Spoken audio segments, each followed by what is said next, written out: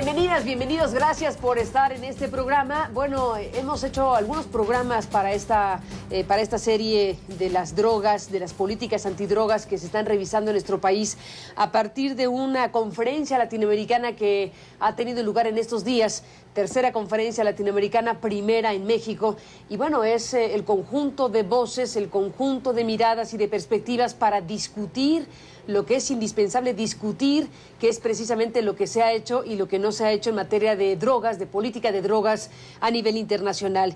En México han estado expertos de muy alto nivel, pues presentando sus diferentes análisis, reflexiones, informaciones para este propósito. Es el caso de Daniel Mejía Londoño.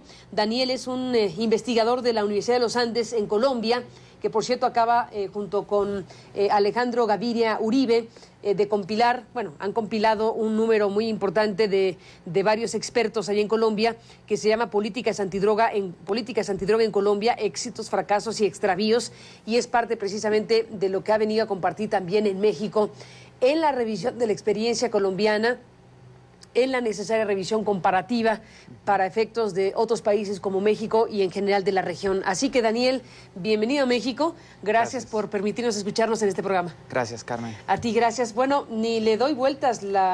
El número que está circulando de la Universidad de los Andes habla precisamente del caso colombiano. Éxitos, fracasos, extravíos. Exacto. ¿Y de qué va esto? Funciona en los últimos 3 años. ¿Solo Colombia? Esto es solo Colombia. La interdicción funciona mucho más que la erradicación de cultivos ilícitos. La detección y destrucción de los laboratorios que se utilizan para procesar cocaína ha funcionado mucho más que las campañas de aspersión aérea. ¿Qué ha mejorado con el Plan Colombia? Claramente todas las condiciones de seguridad en Colombia, la tasa de homicidios, la tasa de extorsión, la tasa de secuestro, todo ha caído bastante. Que también funcionó la profesionalización de las fuerzas militares y de la Policía Nacional. La Policía Nacional hoy es una policía profesional que entiende de lo que está hablando. Éxitos y fracasos específicos para ilustrar lo que estás diciendo en Colombia. Éxitos, el gran éxito del Plan Colombia y de la política antidrogas en Colombia ha sido la profesionalización de las fuerzas militares y de policía. Ese es el gran éxito que Colombia tiene que mostrar. Es indudable la reducción en los ataques violentos de los grupos al margen de la ley, de las FARC, de los paramilitares, del ELN. ¿Por qué? ¿Por el desarrollo de inteligencia policíaca y militar? Sí. ¿Inteligencia? Inteligencia, ¿Esa básicamente. es la clave? Esa es la clave, una policía que tiene una central de inteligencia de primer nivel, no solo comparado con otras policías en Latinoamérica, sino en el mundo. Un ejército que es mucho más profesional, que tiene mucha más movilidad.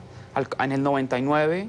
básicamente muchos batallones del ejército no se podían movilizar y de la policía no se podían movilizar porque no tenían recursos para mover los aviones y los helicópteros.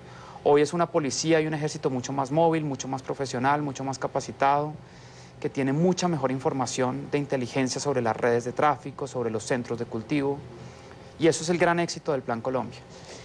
¿Qué debería estar pensando un país como México después de lo que se ha vivido en otros lugares? ¿A qué nos vamos a enfrentar? ¿Qué debemos ya asumir como sociedad, en el caso mexicano, respecto a las drogas, a la delincuencia, a la violencia y el panorama que nos ofrece este momento? Yo creo que la salida para México es tratar de acelerar la tasa de aprendizaje, tratar de tomar decisiones mucho más rápidas en cuanto a las políticas que se van a implementar hacia el futuro. ¿Por ejemplo?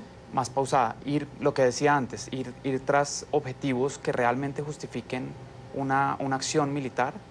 Hay objetivos que de repente hay que dejar para más adelante, aprender de las centrales de inteligencia que formó Colombia y que montó Colombia, aprender de la experiencia de la depuración de casos de corrupción de la policía colombiana y del ejército colombiano, aprender del sistema judicial colombiano, el cual no es perfecto, pero ha actuado mucho más eficientemente que el sistema judicial mexicano. Hay muchas cosas por aprender, pero hay que actuar rápido. Si no, el problema, igual que en Colombia, se desborda y hace mucho más difícil tomar decisiones informadas, certeras y que sirvan para disminuir el problema de acortar los violencia. Tiempos del aprendizaje, en pocas palabras, viendo lo que pasó en otros lados. ¿Qué papel jugaron y juegan los medios de comunicación en situaciones extremas como las que ha vivido Colombia en su historia reciente? Los medios de comunicación jugaron un papel fundamental en Colombia y lo siguen jugando. Son un mecanismo fiscalizador de las labores de las fuerzas militares y de las fuerzas de policía, del sistema judicial, del aparato, todo el aparato de procuración de justicia. En México están jugando un papel fundamental de medición de la violencia, cosa que México no tenía y ahora... Pero fíjate qué expresión tuya, de medición de la violencia. De medición de la violencia. Fíjate que las primeras mediciones de la violencia en México relacionada con drogas salieron de los medios de comunicación, no salieron del gobierno. Solo recientemente el gobierno mexicano sacó una base de datos realmente sobre cuál era la dimensión del problema.